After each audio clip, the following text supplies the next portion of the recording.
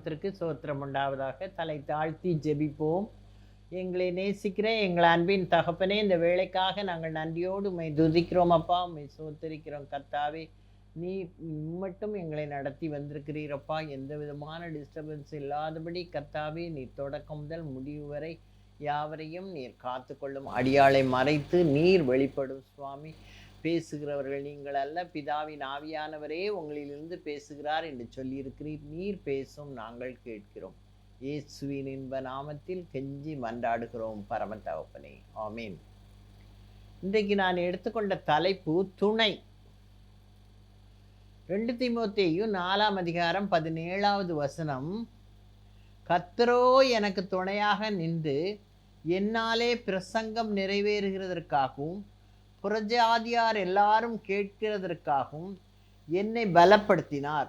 சிங்கத்தின் வாயில் இருந்தும் நான் ரட்சிக்கப்பட்டேன். கர்த்தரோ எனக்கு துணையாக நின்று. யார் சொல்றா? பவுல் அப்போஸ்தலன் தீமோத்தேயுவிடம் கூறுகிறார். கர்த்தர் எனக்கு துணையாக நின்று என்னாலே பிரசங்கம் நிறைவேறுகிறதற்காகவும் புறஜாதியார் எல்லாரும் கேட்கிறதற்காகவும் என்னை பலப்படுத்தினார். அவர் கூடவே இருந்து என்னை பலப்படுத்தி சிங்கத்தின் வாய்னா சிங்கம் போன்று கெர்ச்சிக்கிற மக்களுடைய வாய்க்கும் என்னை என்ன செய்தாராம்? ரட்சித்தார் என்று சொல்லி பவுல் அப்போஸ்தலன் கூறுகிறார். இப்போ நமக்கும் கர்த்தர் துணையாக இருப்பாரானால் அவர் என்ன செய்வார்? நம்மை எப்போதும் பாதுகாக்கிற ஒரு தேவனாக, நமக்கு தேவையானதை தேவையான வேளையிலே கொடுக்க அவர் வல்லவராய் இருக்கிறார். எப்படி நம்மளை வழிநடத்த வேண்டும் என்பதையெல்லாம் அவர் நமக்கு வரையறுத்து அதை நமக்கு முன்பாக செய்கிற தேவனாக இருக்கிறார். அவர் துணை நமக்கு எப்போது வேண்டும். எப்படி கர்த்தர் நமக்கு துணையாக இருக்கிறார் என்று பார்த்தால் நான் 3 காரியங்களை எடுத்திருக்கிறேன். முதலாவது, கர்த்தர் நம் உடன் இருக்கும் துணை. கர்த்தர் நமக்கு உடன் இருக்கும் துணையாக இருக்கிறார். இதுதான் 4:16 சொல்றாரு, ஒருவரும் என்னோடே கூட இருக்கவில்லை, எல்லாரும் என்னை கைவிட்டார்கள் அப்படின்னு சொல்லி பவுல் அப்போஸ்தலன் சொல்கிறார். ஒருவனும் என்னோடே கூட இருக்கவில்லை, யாரும் என் கூட இருக்கல, எல்லாரும் என்னை கைவிட்டார்கள். ஆனால் கர்த்தரோ 17 என்ன சொல்றாரு? கர்த்தரோ எனக்கு துணையாக இருந்தார். அதான் கர்த்தருடைய துணை நமக்கு இருக்குமானால் நாம் எப்படி இருக்கலாம்? எந்த சூழ்நிலையா இருந்தாலும், கைவிடப்பட்ட சூழ்நிலையா இருந்தாலும் கர்த்தருடைய துணை இருக்குமானால் நாம் பிரமிக்கத்தக்க வகையில் வெற்றி பெறுகிறவர்களாக இருப்போம். இதுக்கு உதாரணமாக யோசேப்பை நான் எடுத்துக்கொண்டேன். யோசேப்பு எப்படி தன்னுடைய தகப்பனுக்கு பிரியமான மகனாக இருந்தான். அவ்வளோ ஒரு நல்ல ஒரு சூழ்நிலையில் தகப்பனோடு இருந்ததுனால அவனுக்கு எந்த கஷ்டங்களும் இல்லாமல் இருந்தது. இப்போ அவன் எங்கே வந்துட்டான்? மீதியானியர் கையில் விற்கப்பட்டு அடிமையாக எகிப்திற்கு வந்தான். உறவுகளெல்லாம் அவனை விட்டு போய்விட்டார்கள். அந்நிய நாட்டில் அடிமையாய் வந்து சேருகிறான். அப்போ நிரந்தர துணை அவனுக்கு யாருமே இல்லை, தனிமையாக விடப்பட்டான். ஆனால் யார் அவனோடு கூட இருந்தார்? கர்த்தராகிய தேவன் அவனோடு கூட இருந்தார். ஒரு நோக்கத்தோடு அவனை அங்கே கொண்டு சென்றார். அப்போ அவன் சில பாடுகளின் வழியாகத்தான் அவன் சென்றான். கர்த்தரை துணையாக கொண்டு அவரோடே பேசி மகிழுவதை நம்ம பழக்கமாக்கி கொண்டால் அது நமக்கு ரொம்ப சந்தோஷமாக இருக்கும். எந்த சூழ்நிலையும் குறித்து நாம் கலங்கவே மாட்டோம். கர்த்தர் நம்மோடு கூட இருக்கிறார், அவர் நமக்கு வழிகாட்டியாக இருப்பார், அவர் நம்மை வழிநடத்துவார் என்று நாம் சந்தோஷப்பட்டு கழிவுறுகிற ஒரு பாக்கியவான்களாக நாம் இருப்போம். யோசேப்பு சந்தித்ததை பார்த்தீங்கன்னா, முதல்ல அவனை குழியில் போட்டாங்க சகோதரர்கள். பின்பு அவர்கள் என்ன செய்தார்கள்? அவனை சிறை அடிமையாக விற்கிறார்கள். எகிப்துக்கு வர்றான். அங்கே போத்திபார் வீட்டில் இருக்கும்போது அங்கே செய்யாத குற்றத்துக்காக சிறைக்கு போகிறான். சிறை தண்டனை, ஆயுள் கைதியாக மாறுகிறான். அதுக்கப்புறம் அங்கே தான் கர்த்தர் உயர்த்துகிறார். கர்த்தர் என்ன செய்தார்? அவன் கூடவே இருக்கிறார். கஷ்டங்களின் வழியாக கடந்து சென்றாலும் கர்த்தர் அவனோடு கூட இருந்ததினால் அவனுக்கு இந்த கஷ்டங்கள் அதிகமாக தெரியவில்லை. அவன் கர்த்தருக்குள் சந்தோஷமாக கர்த்தருக்கு பிரியமானதையே அவன் செய்தான். அதனால கர்த்தர் அவனை என்ன செய்தார், அந்த சிறைச்சாலையில் இருந்து நேர அவன் எங்கே வந்துட்டான், அரண்மனைக்கு வந்துட்டான். அரண்மனையில் ராஜாவுக்கு சொப்பனம் தெரிந்து ராஜா கலங்கி தவிக்கும் போது அந்த சொப்பனத்திற்கு அர்த்தத்தை சொல்லக்கூடியவன் இந்த யோசேப்பு என்பதை அந்த பான பாத்திரன் மூலமாக அந்த ராஜாவுக்கு அறிவிக்கப்படுகிறது. அதற்காக பான பாத்திரன் எங்கே வந்திருந்திருக்கான், சிறைச்சாலையில் அவனும் செய்யாத குற்றத்துக்காக வந்திருக்கான்.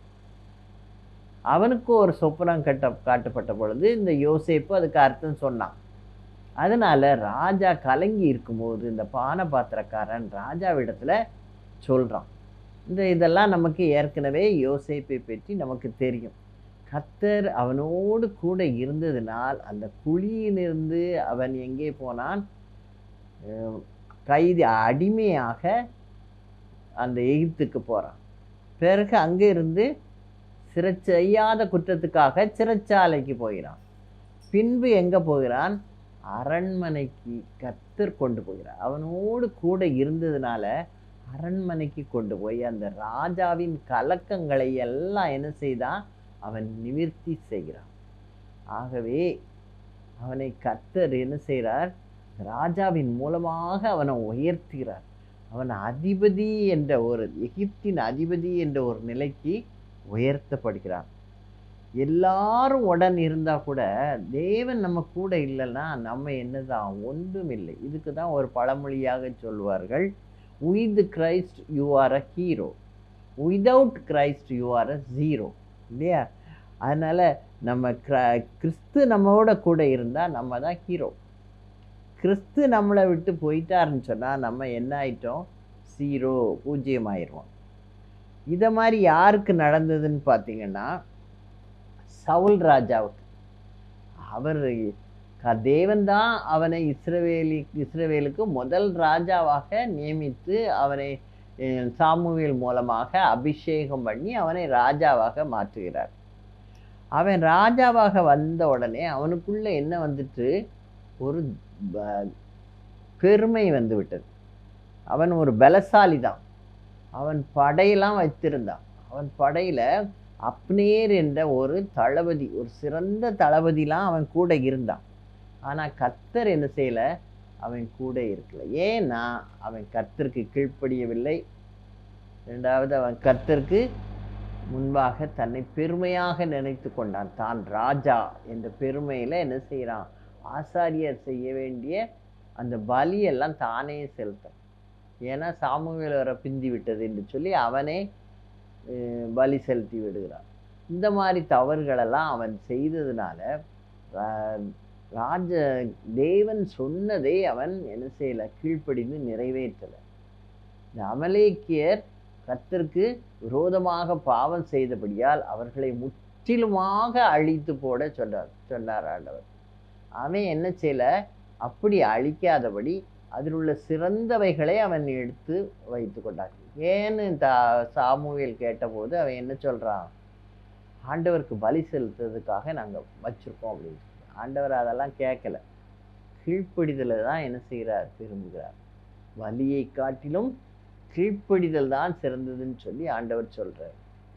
அவனுக்கு அந்த மாதிரி அவன் தவறுகள் செய்யும்போது தேவன் அவனை விட்டு என்ன செய்து விட்டார், போய்விட்டார்.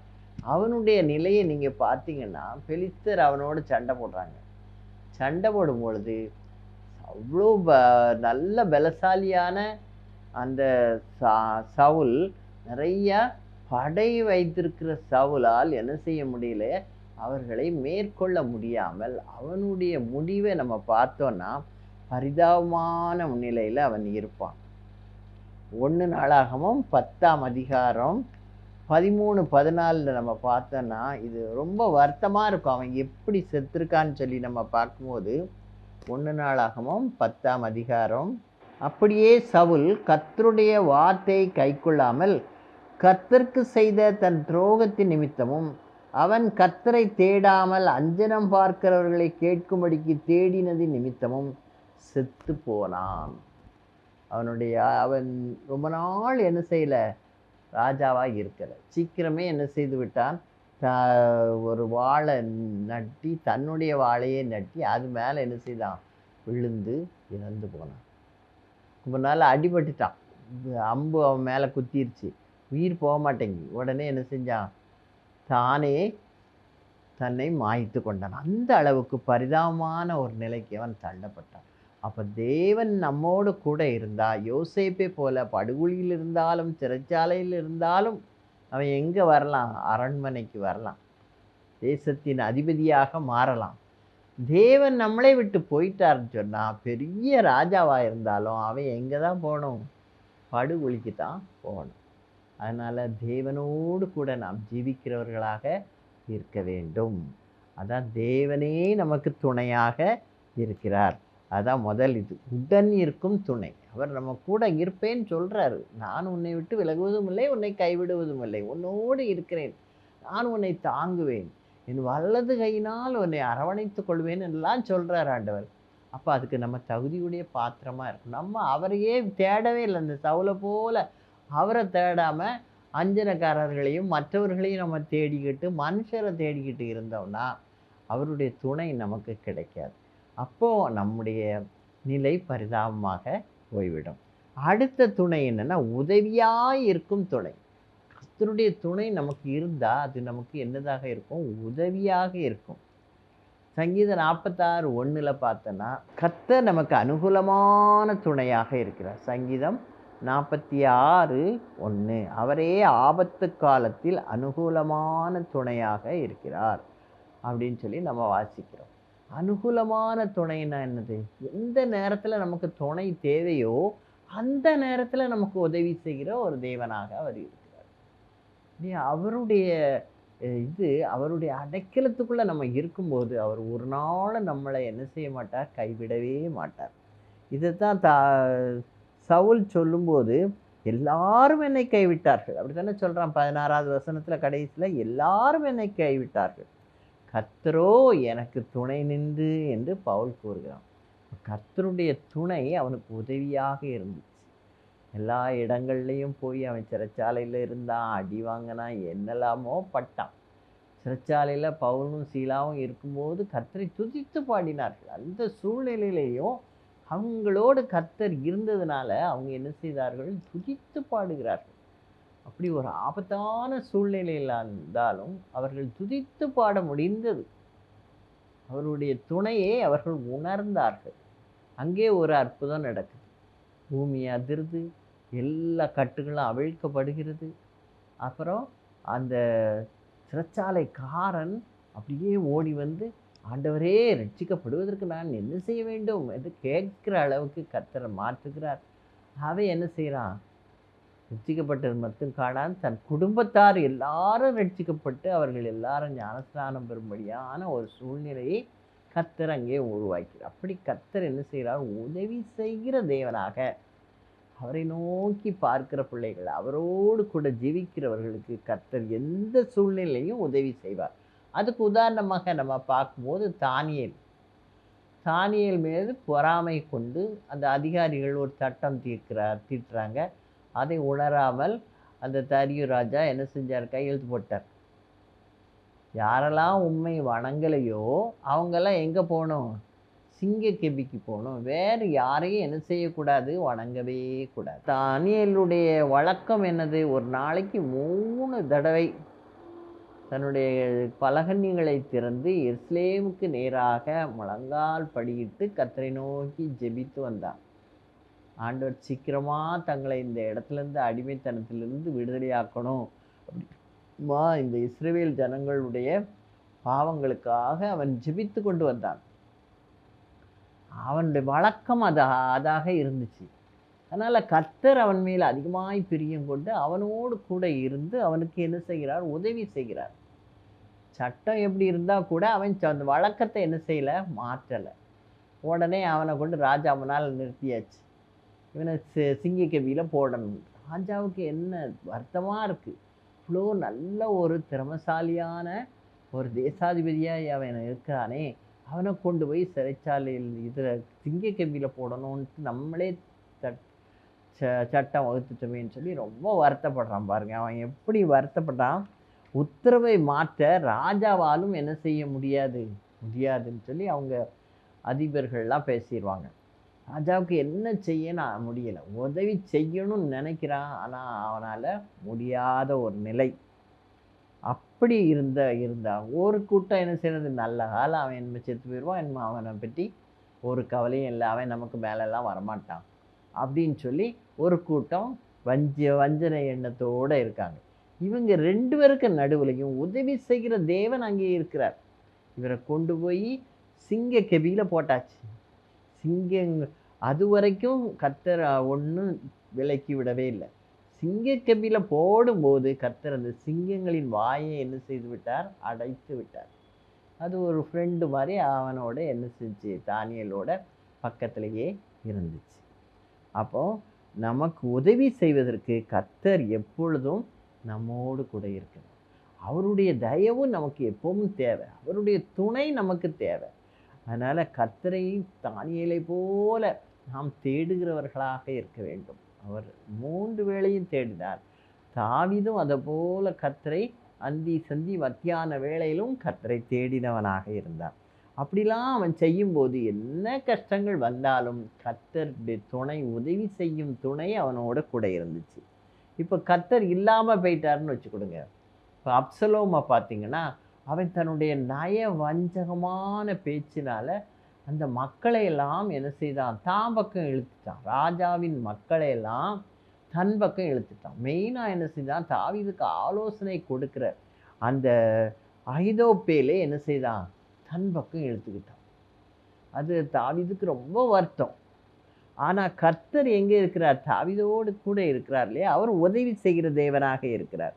அப்சலோம் என்ன முயற்சி பண்ணி என்ன திட்டங்கள் வகுத்தாலும் அவை அதில் ஒன்றும் என்ன செய்ய முடியல, சக்ஸஸ்ஃபுல்லாக மாற முடியலை. இது 2 சாமுவேல் 15 18 அதிகாரங்களுக்கு வரைக்கும் அப்சலோமுடைய நிலை நமக்கு தெரியும். கடைசியில் அப்சலோம் என்ன செய்தான், அவனுடைய தலைமுடி சிக்கி கர்வாலி மரத்தில் தொங்கிறான். வானத்துக்கும் பூமிக்கும் நடுவில் தொங்குறான். அப்புறம் ஒருத்தன் போய் அவனை என்ன செய்கிறான், வெட்டி போட்டான். இதுதான் அவனுடைய முடிவு. அவன் தகப்பனுக்கு விரோதமாக எழும்புகிறான், தேவனுக்கு பிரியமில்லாத செய்கிறான். அவன் தேவனையே மறந்துட்டான். தேவனுடைய உதவியே அவன் நாடலை, மனுஷர் உதவியை தான் நாடுகிறான். அப்படிப்பட்ட ஒரு நிலைக்கு நாம் இருப்போமானால் நிச்சயமாக நம்முடைய முடிவும் எப்படித்தான் இருக்கும், இந்த அப்சலோமுடைய முடிவு போல தான் இருக்கும். அதனால் நாம் அது நின்று விலகுகிறவர்களாக நாம் காணப்பட வேண்டும். 3வது, ஊக்கப்படுத்தும் துணை. கர்த்தர் நம்மை என்ன செய்கிறார், ஊக்கப்படுத்துகிறார். எனக்கு துணையாக நின்று ஊக்கப்படுத்த தேவன் இருக்கிறபடியால் நம்ம உள்ளத்தில் என்ன வரக்கூடாதான், எதிர்மறையான எண்ணங்களே வரக்கூடாது. இப்படி நடந்துருமோ அப்படி நடந்துருமோ, சில பேர் சொல்லுவாங்க, போகிறாங்கல்ல அப்படியே ஆக்சிடெண்ட் ஆயிருமோ அப்படிலாம் சொல்லுவாங்க. நம்ம அப்படி நினைக்கவும் கூடாது. ஏன்னா கர்த்தர் நம்மோட கூட இருக்கிறார். அவர் நம்மோடு கூட, என் சமூகம் உனக்கு முன்பாக செல்லும். இஸ்ரவேல் ஜனங்களுக்கு முன்பாக அவர் மேக ஸ்தம்பத்தினாலும் அக்னி ஸ்தம்பத்தினாலும் அவர்களை வழி நடத்தினார். அவர்களுக்கு எந்த விதமான கஷ்டங்களும் வந்ததாக வேதாகமத்தில் கொடுக்கப்படவில்லை. அவர்களுக்கு வியாதி வரல, எதுவும் அவங்கள கஷ்டப்படுத்தலை. அவர்கள் தான் பாவம் செய்து வழி விலகி போய்கிட்டு இருந்தாங்க. அப்படி நம்ம இச்சித்ததையும் நம்ம இஷ்டப்படி போனோம்னு சொன்னால் அந்த இச்சையினால் என்ன செய்யப்படுவோம், இழுக்கப்பட்டு நம்ம பாவத்துக்குள்ளாகி நம்ம அதனுடைய கஷ்டங்களை நம்ம அனுபவிப்போம். ஆண்டவராக கொண்டு போய் யாரையும் என்ன செய்வதில்லை, பள்ளத்துக்குள்ளே தள்ள மாட்டார். நம்ம தான் அந்த இச்சையினால், இப்போ ஏவாள் இச்சித்தான், அந்த பழத்தை பார்த்தோன்னே அது பார்வைக்கு அழகாக இருந்துச்சான், இச்சிக்கப்படத்தக்கதாகவும் இருந்துச்சான். உடனே பறிச்சா, ஆண்டவர் சொன்னதையே மறந்துட்டான். இப்படித்தான் நம்மளாக பாவத்துக்குள்ளே என்ன செய்கிறோம், விழுந்துடுறோம். அப்போ கர்த்தருடைய கிருபை நமக்கு என்ன செய்யாது, கிடைக்காது. அதை இழந்தவர்களாக நாம் இருக்கக்கூடாது. இப்போ நம்ம பவுலப்போஸ்தலன் அழகாக சொல்கிறார், கர்த்தரோ எனக்கு துணையாக நின்று என்னால் பிரசங்கம் நிறைவேறுகிறதற்காகவும் புறஜாதியார் எல்லாரும் கேட்கிறதற்காகவும் என்னை பலப்படுத்தினார். இது நம்ம தாவீதை பார்த்தோன்னா அவனை ஒரு நல்ல தலைவனாக எப்படி ஆண்டவர் அவனை உருவாக்குகிறார் என்று நம்ம பார்க்கும்போது, அவன் கூட இருந்த ஊழியர்களை பார்த்தா ஒரு 400 பேர் இருக்காங்க. அவங்கெல்லாம் யாரு? மற்றவர்களால் புறக்கணிக்கப்பட்டவர்கள். ஒரு புத்திசாலியா ஒண்ணும் செய்ய மாட்டாங்க. மூர்க்கமா இருப்பாங்க. அவ்வளோதான். அவங்களுக்கு ஒண்ணுமே செய்ய தெரியாது. எல்லாம் பவுல் தாவீது என்ன சொல்றானோ அத செய்வாங்க. அப்படிப்பட்ட ஒரு புத்தி வளர்ச்சி, அறிவு, ஆலோசனை குடுக்குற அளவுக்கு அப்படிலாம் அவங்க கிடையாது. ஒரு 400 பேரோட அவன் இருக்கிறான். பெலிஸ்தர்களுடைய இதில் இருக்கும்போது பெலிஸ்தர் ராஜா அவன் மேலே ஒரு அன்பு கூர்ந்து அவனுக்கு சிக்லாக் என்ற இடத்துல நீங்கள் இருங்க அப்படின்னு சொல்லி 400 பேரை அங்கே இருக்காங்க. அவன் பெலிஸ்தருக்கு உதவி செய்வதற்காக தாவீது அந்த வீரர் ஆண்களை கூட்டிக்கிட்டு அங்கே போயிட்டு வரான். அப்போது அங்கே உள்ளவன் சொல்கிறான், நீங்கள்லாம் வந்து எங்கள் கூட ஏன்னா ஏற்கனவே இஸ்ரவேலரும் பெலிஸ்தரும் சண்டை போட்டுட்டு இருக்காங்க. இந்த நேரத்தில் நீங்கள் வந்து இங்கே எங்களுக்கு உதவி செய்தீர்னா அதை வந்து எங்கள் பெலிஸ்தர்கள் அதை ஒத்துக்கிட மாட்டேங்கிறாங்க. அதனால் நீங்கள் போயிருங்கன்னு சொல்லி உங்களை அனுப்பிட்டாங்க. இங்கே 3 நாள் கழித்து வந்து பார்க்குறாங்க. அவங்க இருந்த இடத்துல என்னதில்ல, ஒன்றுமே இல்லை. இது 1 சாமுவேல் 30ஆம் அதிகாரத்தில் நம்ம பார்த்தோன்னா இது இருக்கும். பரிதாபமான ஒரு நிலை. உடனே அவங்க என்ன செய்தாங்க, ரொம்ப அவங்க வீட்டார் எல்லாரையும் வந்து பார்க்குறாங்க. அமலேக்கியர் அவ்வளோ வரையும் என்ன செஞ்சிட்டாங்க, சிறைப்பிடித்து ஒவ்வொருவரையும் கொண்டு போடலானா. அவர்களை பிடித்து கொண்டு தங்கள் வழியே போய்விட்டார்கள். தாவீதும் அவன் மனுஷரும் அந்த பட்டணத்திற்கு வந்தபோது 30ஆம் அதிகாரம் முதல் 5 வசனங்களை நம்ம பார்த்தோம்னா, இதோ அது அக்னியால் சுட்டெரிக்கப்பட்டது என்றும் தங்கள் மனைவிகளும் தங்கள் குமாரரும் தங்கள் குமார்த்திகளும் சிறைபிடித்து கொண்டு போகப்பட்டார்கள் என்றும் கண்டார்கள். அப்பொழுது தாவீதும் அவனோடு இருந்த ஜனங்களும் அழுகிறதுக்கு தங்களுக்கு பலனில்லாமல் போக மட்டும் சத்தமிட்டு அழுதார்கள். ஐயோ, எல்லாத்தையும் இழந்துட்டோமே, ஒன்று கூட இல்லையேன்னு சொல்லி அவங்க அவ்வளோ பேரும் அழுறாங்க, ஆண்கள் எல்லாரும். அப்புறம் அவங்களுக்குள்ளேயே கோபம் வந்துச்சு. இவன் சொல்ல போய் தானே நம்மலாம் போனோம், இப்போ அவ்வளோத்தையும் இழந்துட்டு நிற்கமேன்னு சொல்லி அவங்க என்ன செஞ்சாங்க, கல்லெறிய வந்தார்கள். அதை பாருங்கள், அது இன்னும் கொஞ்சம் கஷ்டமாக இருக்கும். 6ஆம் வசனம். தாவீது மிகவும் நெருக்கப்பட்டான். சகல ஜனங்களும் தங்கள் குமாரர் குமார்த்திகளின் நிமித்தம் மனக்லேசமானதினால் அவனை கல்லெறிய வேண்டும் என்று சொல்லி கொண்டு வந்தார்கள். அப்பொழுது தாவீது யாரை நோக்கி கூப்பிடுகிறான், கர்த்தரை நோக்கி பார்க்கிறான் இல்லையா. தாவீது தன் தேவனாகிய கர்த்தருக்குள்ளே தன்னை திடப்படுத்தி கொண்டார். கர்த்தர் என் கூட இருக்காரு, எனக்கு எப்படியும் என்னை உற்சாகப்படுத்தி எனக்கு வேண்டியதை செய்வார்னு ஒரு நம்பிக்கை அவனுக்குள்ளே வந்துச்சு. அதனால் அவன் தன்னை திடப்படுத்தி கொண்டான். அதுக்கப்புறம் ஆண்டவர்கிட்ட கேட்குறான், என்ன செய்யணும், அவங்க பிடிச்சிட்டு போயிட்டாங்கள்ல, திரும்ப அவங்கள தொடர்ந்து நான் போய் அவர்களை மீட்டு கொண்டு வர வேண்டுமான்னு ஆண்டவர்கிட்ட கேட்குறான். அப்போ ஆண்டவர் சரி போ அப்படின்னு சொல்லி அவனுக்கு உத்தரவு கொடுத்த உடனே அவன் அந்த இடத்திற்கு போகிறான். போய் அதுக்கு முன்னால் ஆண்டவர் கொடுக்குற வாக்கு தத்தத்தை பாருங்கள். 1 சாமுவேல் 30:8 தாவீது கர்த்தரை நோக்கி, நான் அந்த தண்டை பின்தொடர வேண்டுமா, அதை பிடிப்பேனா என்று கேட்டான். அதற்கு அவர், அதை பின்தொடர், அதை நீ பிடித்து சகலத்தையும் திருப்பிக் கொள்வாய் என்று சொன்னார்.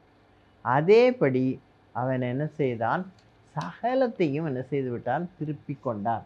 அது 19ஆம் வசனத்தில் கடைசியில் பாருங்கள், ஒன்றும் குறைபடாமல் எல்லாவற்றையும் தாவீது திருப்பி கொண்டான். எல்லாத்தையும் அவனுக்கு திரும்ப கிடைக்கும்படி ஆண்டவர் அப்படி அவனை ஆண்டவர் என்ன செய்கிறார், திட்டப்படுத்தி அவனுக்கு ஊக்கப்படுத்தி அவனோடு இருக்கிற துணை அவனை வழி நடத்துகிறார். இந்த துணையே இல்லாமல் இருக்கிறவங்க என்ன செய்கிறாங்க பாருங்கள். எஸ்தர் ராஜாத்தி விருந்துக்கு ஆமானையும் ராஜாவையும் கூப்பிடுறான். உடனே ஆமானுக்கு ஒரே சந்தோஷம். அவன் போய் என்ன செய்கிறான், வீட்டில் தன் மனைவி கிட்டலாம் சொல்கிறான், நண்பர்கள்ட்டலாம். அவங்கெல்லாம் அவனுக்கு ஆலோசனை தான் கொடுக்குறாங்க. நம்ம பார்த்தோன்னா எஸ்தர் 5ஆம் அதிகாரம் 9, 10லலாம் நம்ம பார்த்தோன்னா, ஆமான் தன் வீட்டுக்கு வந்து தன் சிநேகிதரையும் தன் மனைவியாகிய சிரேஷையும் அழைத்து, 11ஆம் வசனம், தன் ஐஸ்வர்யத்தின் மகிமையும் தன் பிள்ளைகளின் திரட்சியும் ராஜா தன்னை பெரியவனாக்கி தன்னை பிரபுக்கள் மேலும் ராஜாவின் ஊழியக்காரன் மேலும் உயர்த்தின எல்லாவற்றையும் ஆமான் அவர்களுக்கு விவரிச்சு ரொம்ப பெருமையாக என்ன ராஜா வச்சுருக்காருன்னு சொல்லி ரொம்ப இதாக சொன்ன உடனே, அப்போ அவனுக்கு அடிபடியாதவை யார், மொர்தெக்காய் தான். அவனை கொல்லணும். என்ன செய்யலாம் அப்படின்னு யோசிக்கும்போது 14வது வசனம், அவன் மனைவியாகிய சிரேஷும் அவனுடைய சிநேகிதர் எல்லாரும் அவனை பார்த்து 50 முழ உயரமான ஒரு தூக்கு மரம் செய்யப்பட வேண்டும், அதிலே மொர்தெகாயை தூக்கி போடும்படி நாளைய தினம் நீ ராஜாவுக்கு சொல்ல வேண்டும், பின்பு சந்தோஷமாய் ராஜாவுடனே கூட விருந்துக்கு போகலாம் என்றார்கள். அது ஆமானுக்கு ரொம்ப சந்தோஷமா இருந்துச்சு. துராலோசனை கொடுக்கப்பட்டது. அது அவனுக்கு ரொம்ப சந்தோஷமா இருந்துச்சு. ஆனா என்ன ஆகுதுன்னு பாருங்க, அவன் என்ன செய்தான், அங்க கம்ப்ளீட்டா மாறி போச்சு. நிலைமையே மாறிடுச்சு. ஏன்னா தேவன் அவர்களோடு கூட இருக்கிறார். அதை உணராதவனாக அடுத்த நாள் போய் ராஜாட்ட சொல்ல போகும்போது, ராஜா என்ன செய்வேன் சொல்லலை. அதுக்கு முன்னால் ராஜா கூப்பிட்டு, என்னை நான் கனப்படுத்த விரும்புகிற மனுஷனை நீ கனப்படுத்துன்னு சொல்லி அவனை எப்படி செய்யணும்னு கேட்பான். அவனே ஆலோசனை சொல்லுவான். தன்னை தானே கனப்படுத்த சொல்லுவாருன்னு அவனுக்கு ஒரு நம்பிக்கை. அப்புறம் பார்த்தா மொர்தெகாயை கனப்படுத்த சொல்றான். அது அவனுக்கு பெரிய கஷ்டமா போயிடுது. உடனே அவன் என்ன சொல்றான், முக்காடு போட்டுக்கிட்டு வீட்டுக்கு வரான். அடுத்த நாள் அன்னைக்கு அவனை கொல்லணும்னு நம்ம போனோம். ஆனா அந்த நிலை என்ன செய்துட்டு மாறி விட்டதேன்னு சொல்லி, அதுக்கப்புறம் அந்த ராஜா எஸ்தர் ராணி இப்படி இவன் தான் அதுக்கு காரணம், யூதர்களெல்லாம் அழிக்கிறதுக்கு முதன்மையாக இருக்கிறான், ராஜாவுக்கு ஒரு கேடு உண்டாக்குகிறான் என்று சொல்லி அவ அழுத்தமாக இவனை காண்பித்த உடனே ராஜா ரொம்ப கோவப்பட்டு வெளியே போறாரு. திரும்பி வரும்போது அவன் எஸ்தர் ராணி கிட்ட மன்னிப்பு கேட்கறதுக்கு உதவி செய்யும்படி கேட்கும்படி அவளுடைய கட்டில் பக்கத்துல இருக்கான்.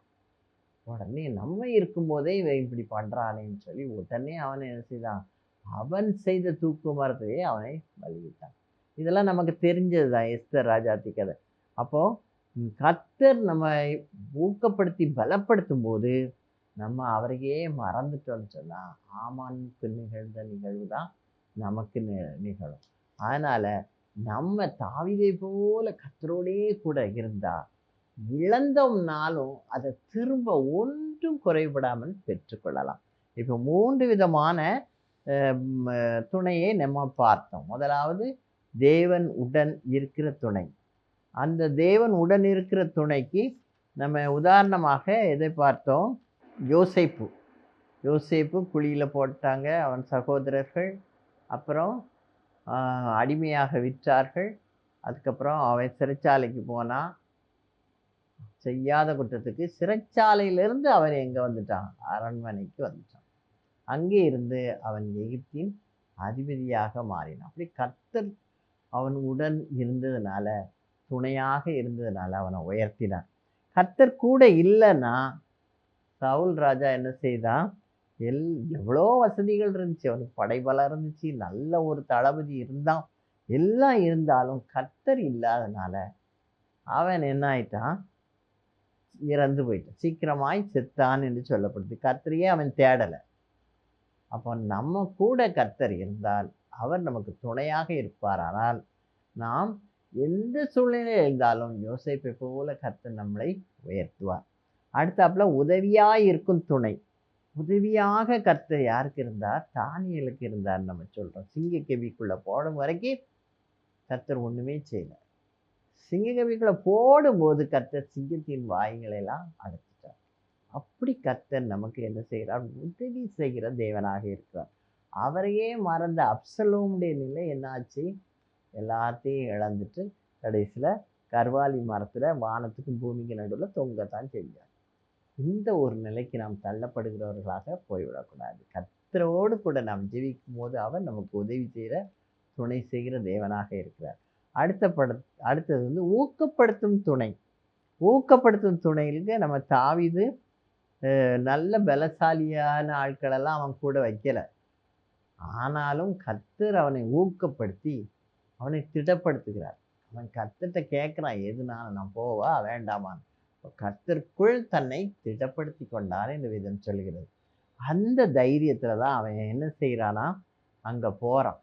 போனா அவங்கெல்லாம் கூத்தடிச்சிட்டு கிடக்காங்க. அமலேக்கியர் அவங்களை அழித்து போட்டு ஒன்றும் குறைபடாமல் அங்கிருந்து பெற்றுக்கொண்டார். ஊக்கப்படுத்தும் துணை நமக்கு இருக்குமானால் நம்ம அவருடைய ஊக்கத்தில் போகும்போது நிச்சயமாக நாம் என்ன செய்கிறோம், வெற்றி பெற்றவர்களாக இருக்கிறோம். அவருடைய ஊக்கம் நமக்கு கிடைக்கல. நண்பர்களுடைய ஊக்கம், மனிதர்களுடைய ஊக்கம் இருந்துச்சுன்னா தூக்கு மரம் செஞ்சால் அது கடைசியில் யாருக்கு தான் கிடச்சிச்சு? அவனையே தூக்கிலிடுற அளவுக்கு ஆயிடுச்சு. ஆனால் அப்படிப்பட்ட ஒரு நிலைக்கு நாம் போகாதபடி துணையாகிய கர்த்தரோடு கூட நாம் ஜீவிக்கும்போது மேலான கிரீடங்களையும் வெற்றியையும் நாம் பெறுகிறவர்களாக மாறுவோம். தேவன் தாமே இந்த வார்த்தைகளை நமக்கு ஆசீர்வதிப்பாராக. தலை தாழ்த்தி ஜெபிப்போம். எங்களை நேசிக்கிற எங்கள் அன்பின் தகப்பனே, இந்த வேலைக்காக நன்றியோடு உம்மை துதிக்கிறோம் அப்பா. உம்மை ஸ்தோத்திரிக்கிறோம் கர்த்தாவே. நீர் எங்களுக்கு உடன் துணையாக இருப்பதற்காக உமக்கு நன்றி அப்பா. நீர் எங்களுக்கு உதவி செய்கிற துணையாக இருப்பதற்காக நன்றி. எங்களை ஊக்கப்படுத்துகிற தேவனாக இருப்பதற்காக நன்றி அப்பா. இப்படி உம்முடைய துணையை நாங்கள் இழந்து இருக்கும்போது வேதாகமத்தில் அந்த இழந்தவர்களுடைய நிலையையும் நாங்கள் பார்த்தோம் அப்பா. அப்படிப்பட்ட நிலைக்கு நாங்கள் தள்ளப்படாதபடி எங்கள் ஒவ்வொருவரையும் நீர் காத்துக்கொள்ளும். இந்த செய்தியை கேட்ட ஒவ்வொருவரையும் நீர் பலப்படுத்தும். உம்மை துணையாக கொள்ள அவர்களுக்கு கிருபை செய்யும். நீரே ஆசீர்வதியும் கர்த்தாவே. இந்த கிராஸ் டிவிக்காக ஜெபிக்கிறேன். எல்லாவற்றையும் நீர் பொறுப்படுத்தி சீக்கிரமாய் எல்லா காரியங்களும் முடிய தேவரீர் கிருபை செய்யும். நீரே வழி நடத்தும். இயேசு என்ப நாமத்தில் கெஞ்சி மன்றாடுகிறேன் பரம தகப்பனே, ஆமேன். இதுவரைக்கும் துணை என்ற தலைப்பில் தியானித்தோம். தேவன் தாமே இந்த வார்த்தைகள் ஒவ்வொன்றையும் நமக்கு ஆசீர்வதித்து கொடுப்பாராக. God bless you all.